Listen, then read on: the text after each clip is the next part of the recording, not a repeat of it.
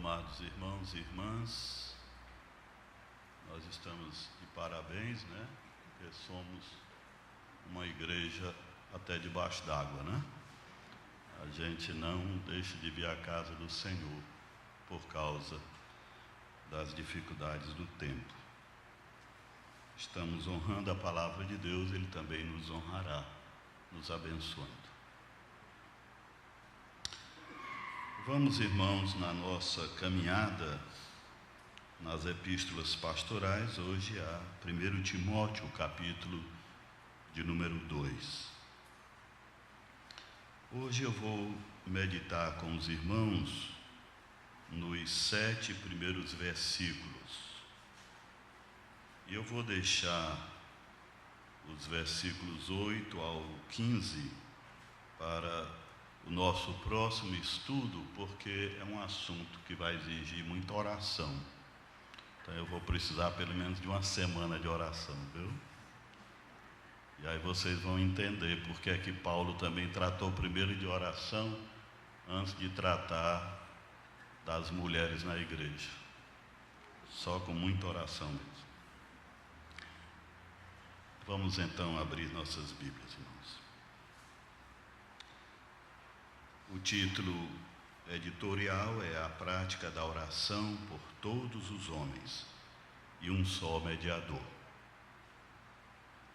Antes de tudo, pois exorto que se use a prática de súplicas, orações, intercessões, ações de graças em favor de todos os homens, em favor dos reis e de todos os que se acham investidos de autoridade, para que vivamos vida tranquila e mansa, com toda piedade e respeito. Isso é bom e aceitável diante de Deus, nosso Salvador, o qual deseja que todos os homens sejam salvos e cheguem ao pleno conhecimento da verdade. Porquanto há um só Deus e um só mediador entre Deus e os homens, Cristo Jesus, homem, o qual a si mesmo se deu em resgate por todos, testemunho que se deve prestar em tempos oportunos. Para isto foi designado pregador e apóstolo. Afirmo a verdade, não minto, mestre dos gentios na fé e na verdade. Amém.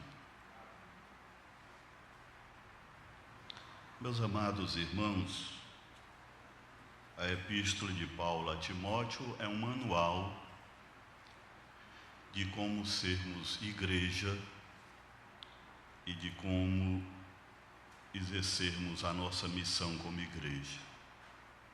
No capítulo 1, Paulo nos admoestou sobre a questão doutrinária na igreja, o cuidado que devemos ter com o Evangelho, a nossa luta em prol do verdadeiro Evangelho. No capítulo 2, ele vai tratar da nossa vida devocional, da nossa adoração. E particularmente nesta noite, ele vai tratar da oração intercessória na vida da igreja.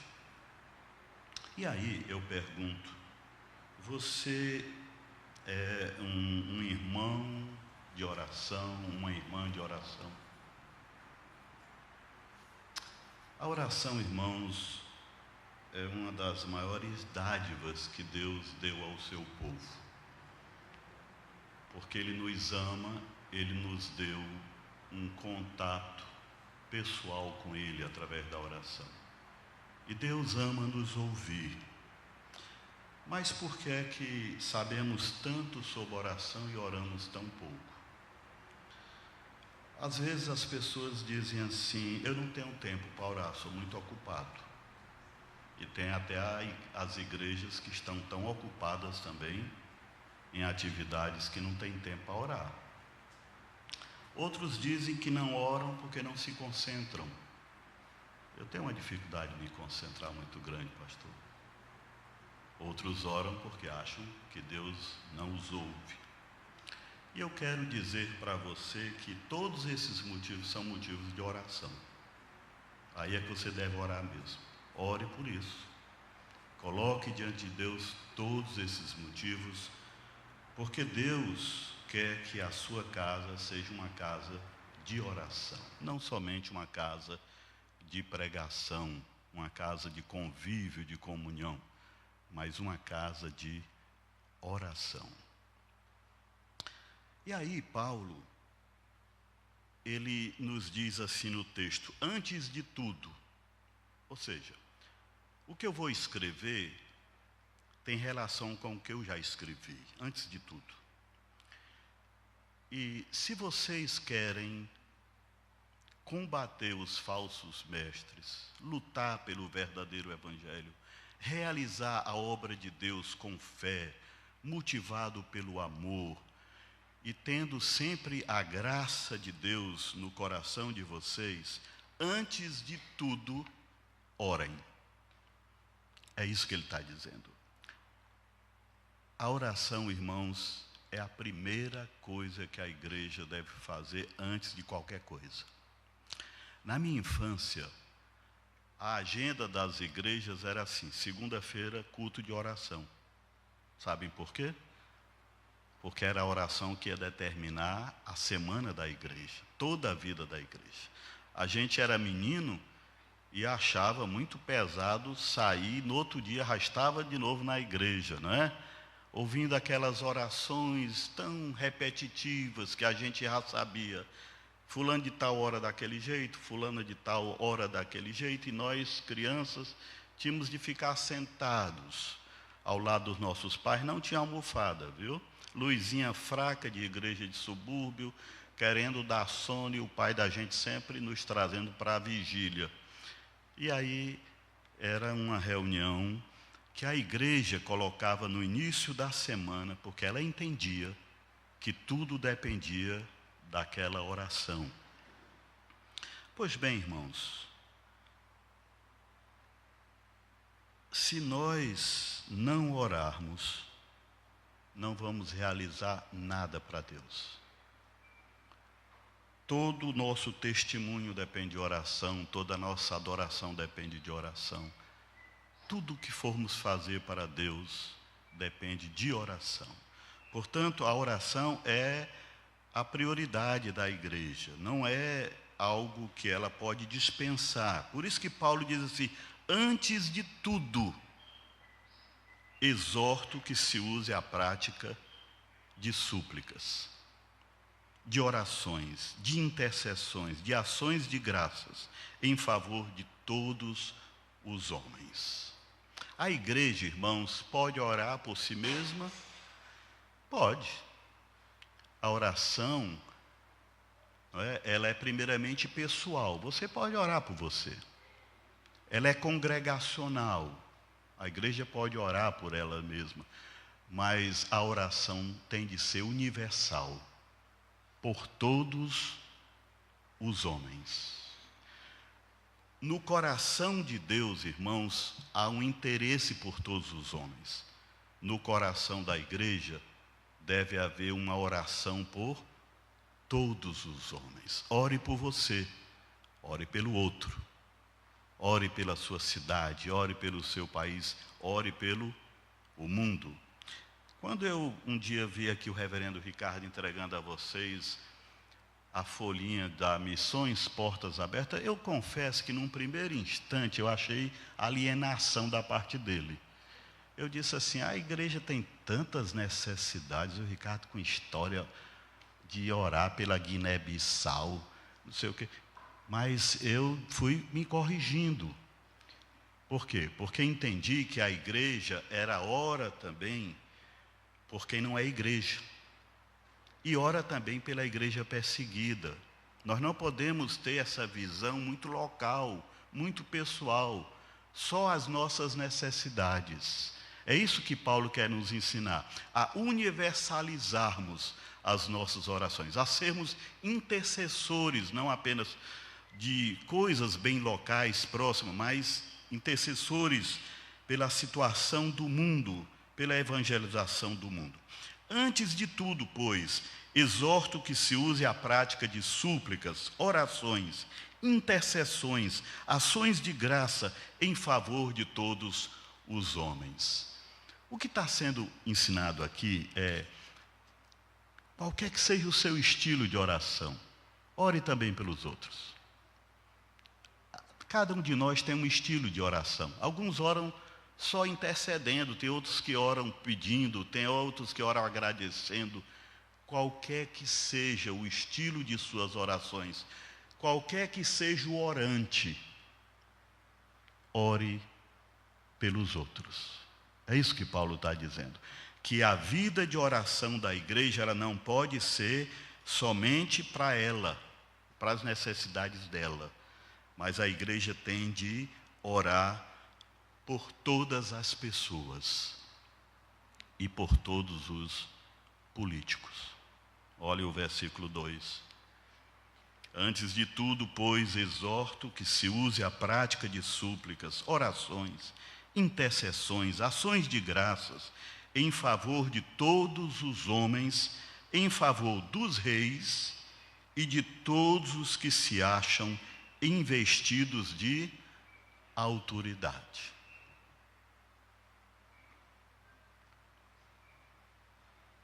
Você que é cristão do PSDB, ore pelo homem do PT. É isso que está sendo dito. É verdade. Você que é um homem cristão do PT, ore pelo homem que não é cristão do PSDB. Ou seja, não é que eu estou concordando com o que as pessoas fazem, ou como elas estão fazendo, mas eu estou orando pelo homem, pela autoridade que Deus permitiu que ali esteja, e que eu devo obedecer, segundo Romanos 13. Mas aqui está sendo dito que eu devo interceder por essas pessoas, porque a oração da igreja, ela tem o poder de influir nas decisões dessas pessoas. Elas podem ser mais pessoas, mas elas podem tomar boas decisões, porque a igreja orou. E é isso que Paulo está dizendo, olhe, em favor dos reis, e não só do seu rei, dos reis, e de todos os que se acham investidos de autoridade, para que vivamos o quê? Vida tranquila, mansa, com toda piedade e respeito.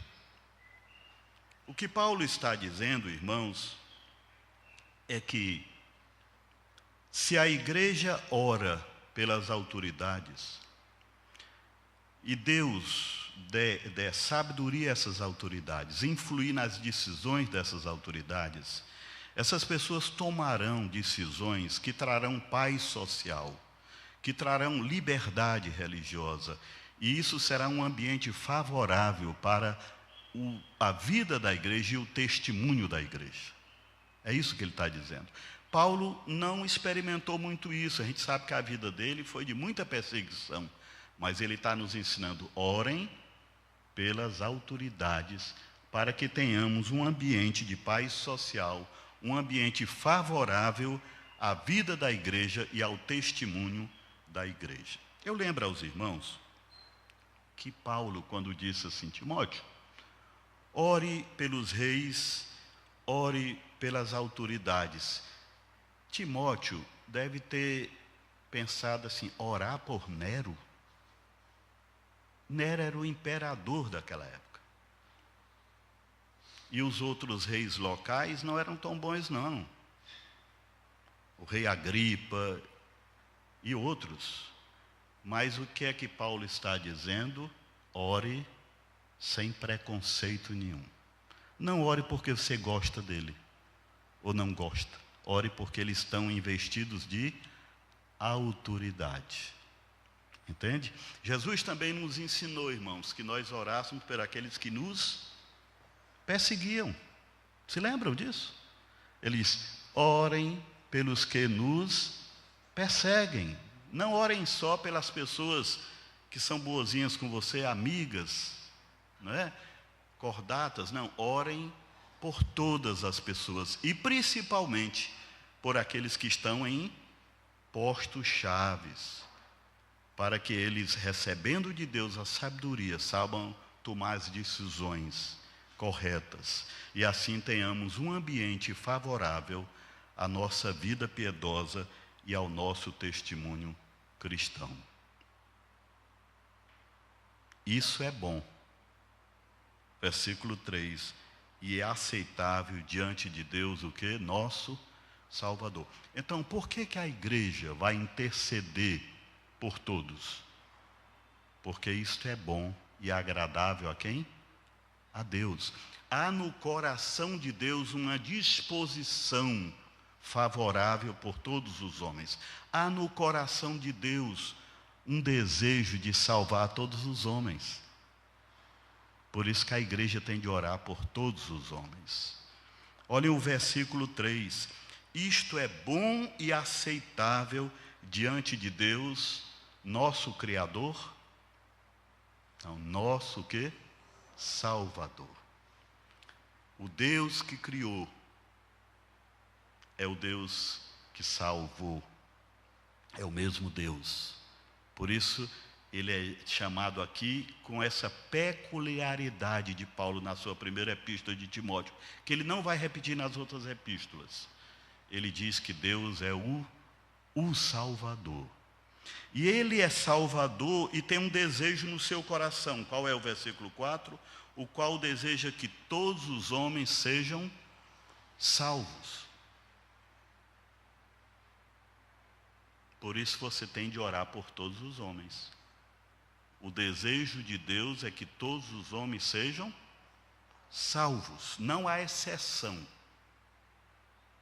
O homem muçulmano, o homem ateu, o homem judeu, o homem não judeu, o homem pobre, o homem rico, o homem intelectual, o homem com pouco estudo, qualquer que seja esse homem, onde quer que esteja esse homem, em que situação espiritual ele se encontra, Deus, o quê?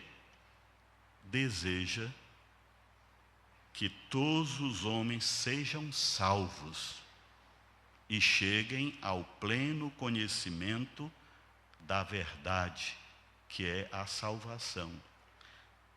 Vamos entender esse versículo, né, irmãos? Esse versículo, ele tem sido motivo de disputa entre nós calvinistas reformados e os chamados arminianos.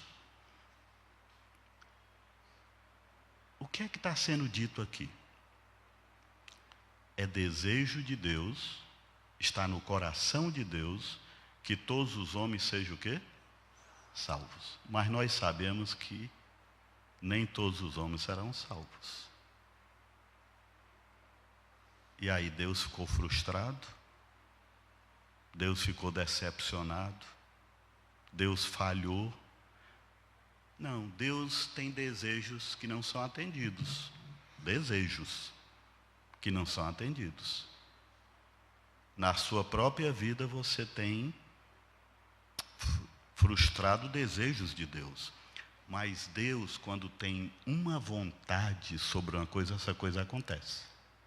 Então, notando a diferença, é desejo dele que todos os homens sejam salvos.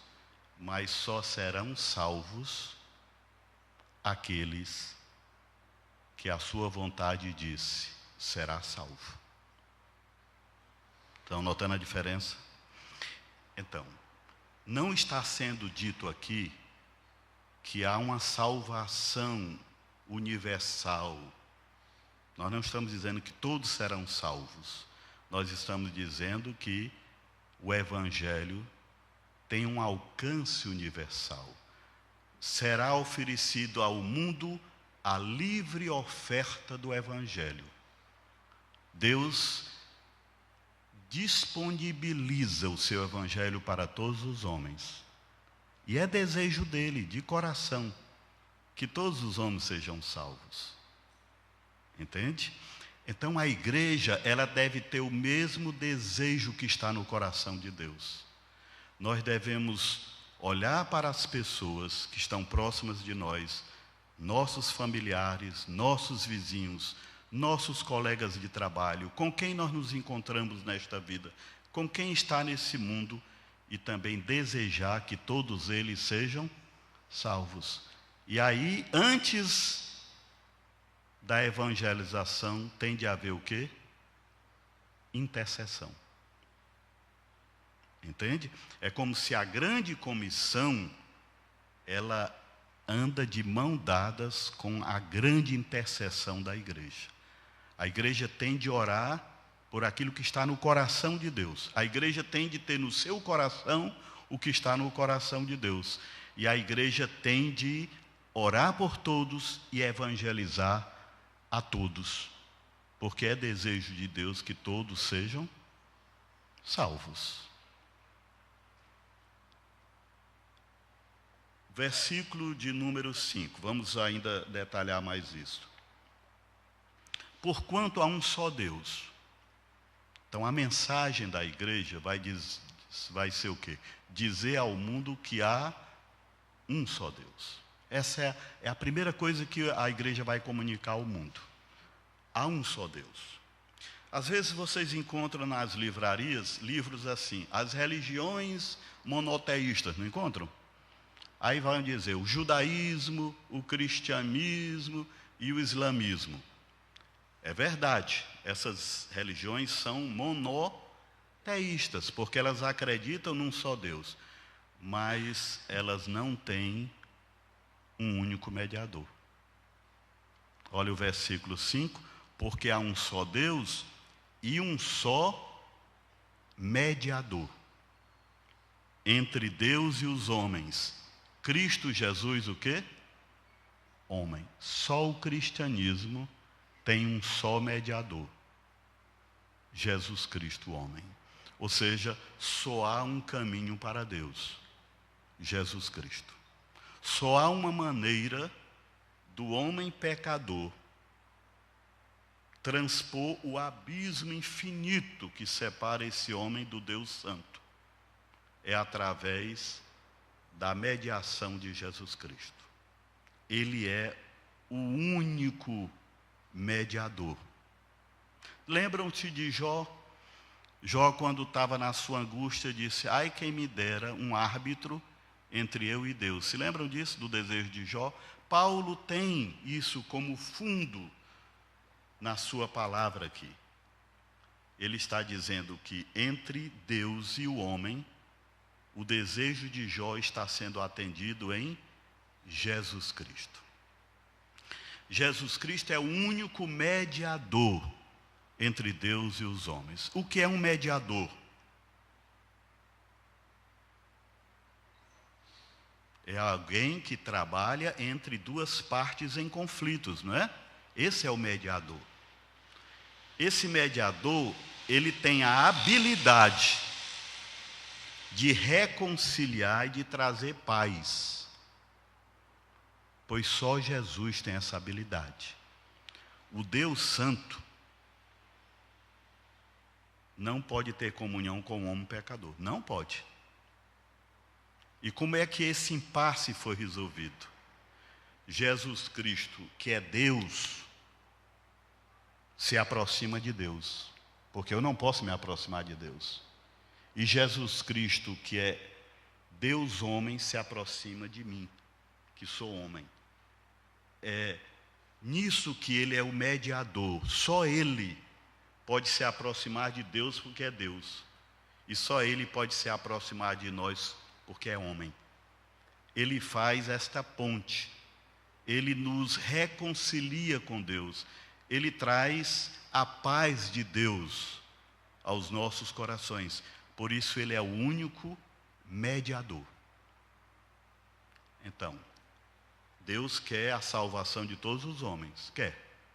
Mas essa salvação só se dará para aqueles que aceitam Jesus Cristo como o único mediador entre Deus e os homens.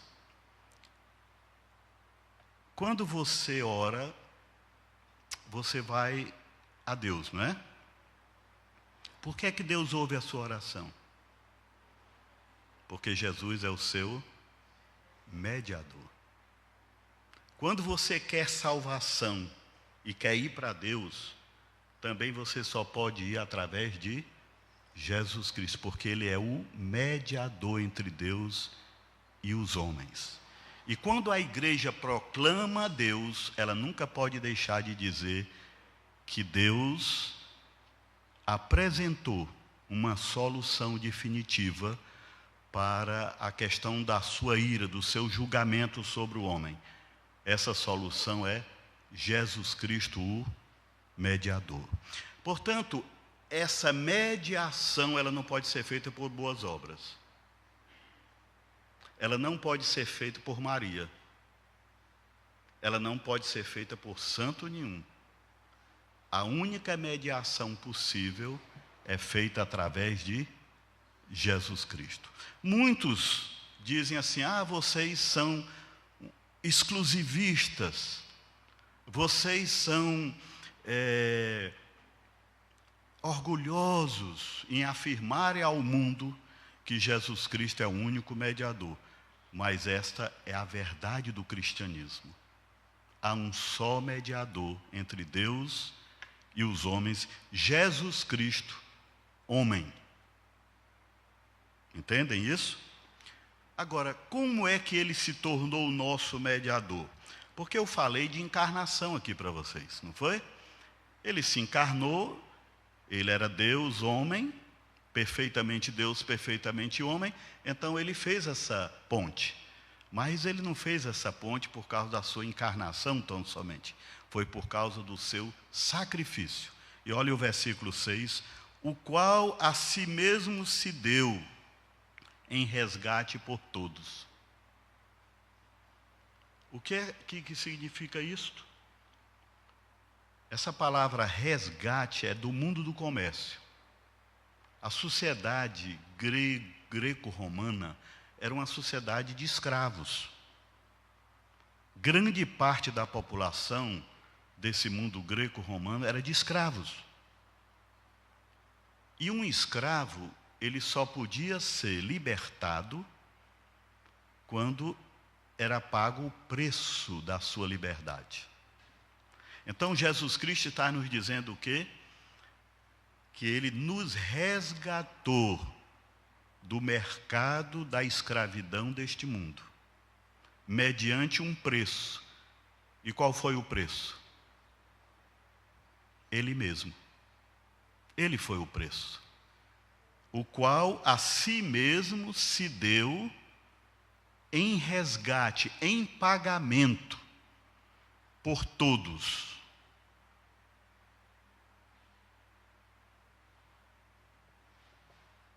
Vocês estão notando a repetição de Paulo? Deseja que todos sejam salvos, orem por todos, ele pagou o resgate por todos. Estão vendo isso? Mas a ênfase é, novamente, isso que eu estou dizendo para vocês. É desejo de Deus que todos sejam salvos. Entendeu? Isso é uma verdade.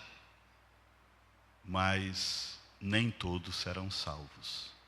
Porque serão salvos tão somente aquele que entenderam pela fé e abraçaram pela fé que só há uma maneira de se reconciliar com Deus, de ter paz com Deus, de ser aceito por Deus, de ser salvo, é aceitando o sacrifício de Jesus Cristo na cruz do Calvário. É o único preço que satisfaz a Deus. Não é preço pago a diabo, é preço pago a Deus. Entende? A nossa dívida não é com o diabo, a nossa dívida é com Deus. E Deus usa Jesus Cristo para nos resgatar da escravidão do pecado, nos reconciliar com Ele, nos colocar em paz com Ele.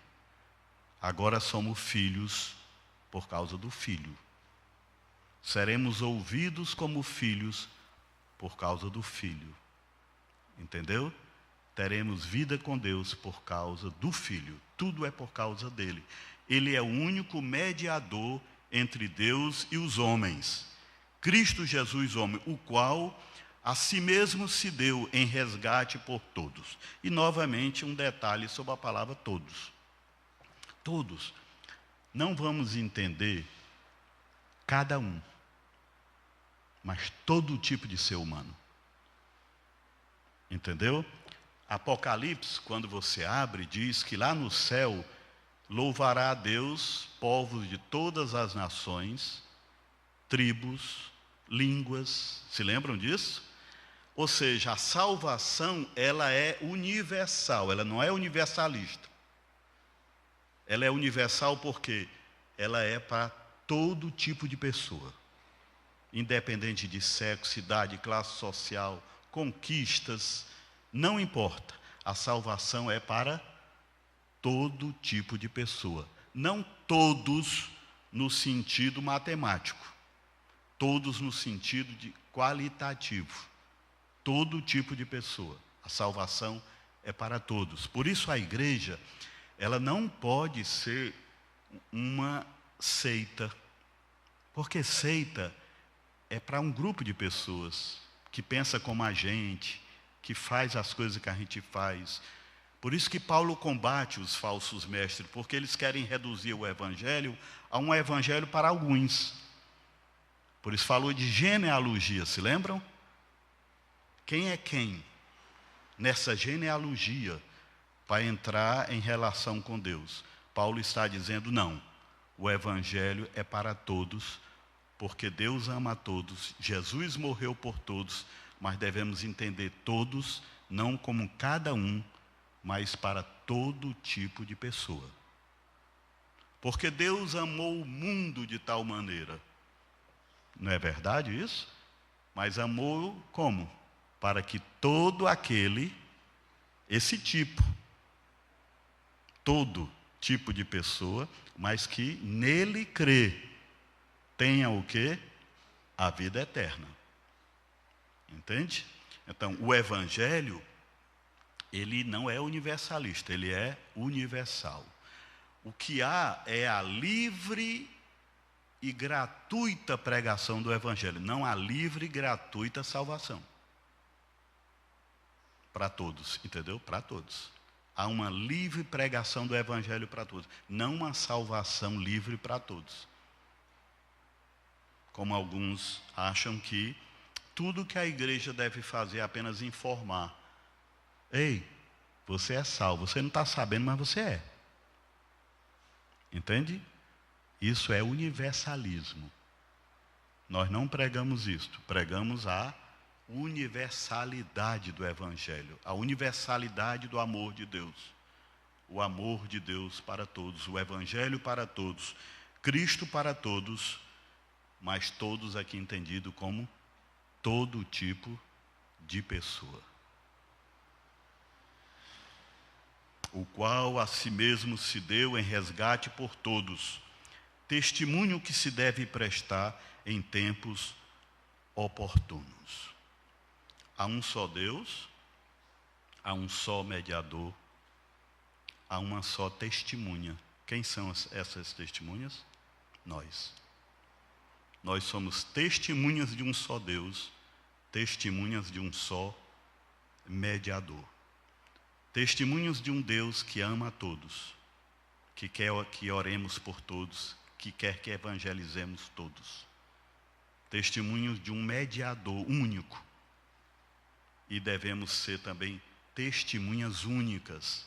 Em que sentido?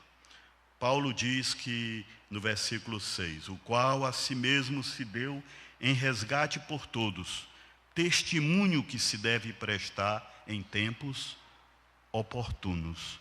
Para isto fui designado pregador, apóstolo, afirmo a verdade e não minto, mestre dos gentios na fé e na verdade. Por que é que você está aqui nesta noite?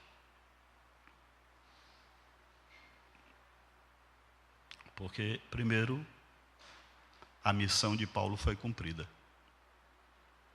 Deus não o designou como pregador, apóstolo, mestre dos gentios, quem é você? Um gentil, você não é judeu. O apostolado de Paulo, o pastorado de Paulo, né, a docência de Paulo se realizou nas nossas vidas, que somos gentios. Agora, cabe a nós, irmãos, levar essa mensagem para todas as outras pessoas. Meus amados irmãos, a igreja, ela tem de ser um povo que intercede. Você está intercedendo por alguém? Você está orando por alguém que Deus ama e ainda não é salvo? Né? Isso faz parte da vida da igreja, irmãos. A igreja, ela tem que ter isso em seu coração. Está sempre orando pelos que não fazem parte dela. Está sempre orando pelos que estão lá fora. Isso é parte do ministério da igreja. Isso reflete o coração de Deus. Então, olhem bem.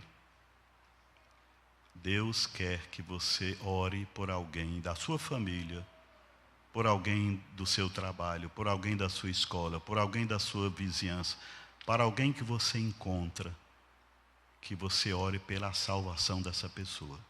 Mas Deus também quer que você testemunhe a essa pessoa de que Ele é o único Deus, de que Ele ama essa pessoa, de que Ele providenciou salvação para essa pessoa e que só há salvação em Cristo Jesus. Entendeu? Digam isto. E orem pelos políticos, né? Também é muito difícil isso, eu sei. Eu me lembro de um capelão que perguntaram a ele: já que você é capelão do Senado, você ora pelos senadores? Ele disse: não, eu não oro pelos senadores. Eu olho para os senadores e aí eu oro pela nação. Não é? Brincadeira à parte. Devemos orar pelos senadores e pela nação. Né? Essa é a vontade de Deus para a sua igreja. Então, irmãos, não vamos nunca mais dizer: eu estou tão ocupado que eu não tenho tempo de orar.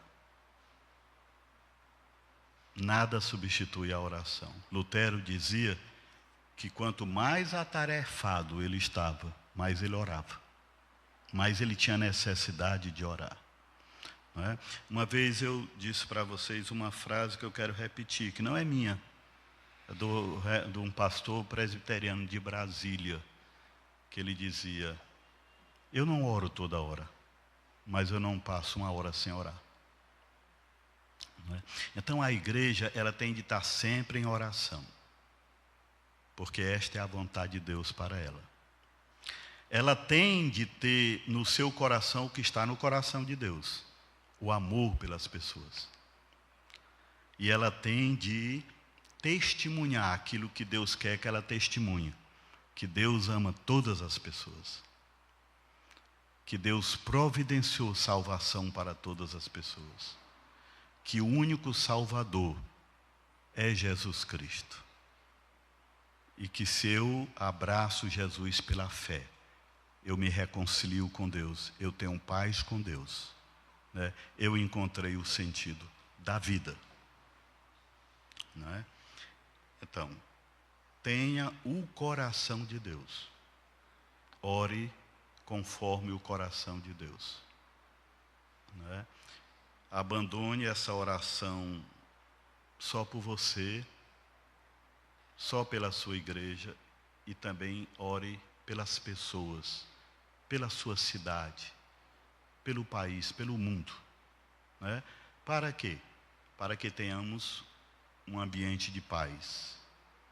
E assim vivermos a nossa vida com Deus em paz. E assim evangelizarmos o mundo. O mundo que Deus ama. Que Deus, irmãos, dê à nossa igreja e a cada um de nós, né, o desejo da intercessão. Que sejamos um povo intercessor, né, e que não sacrifiquemos a oração por nada. Que nada substitua a oração em nossas vidas, né? Mas que a oração seja parte da nossa vida devocional, parte da nossa adoração como igreja, que seja a própria respiração da igreja, a oração intercessória. Que Deus nos abençoe e nos faça, então, grandes intercessores de todos. Amém.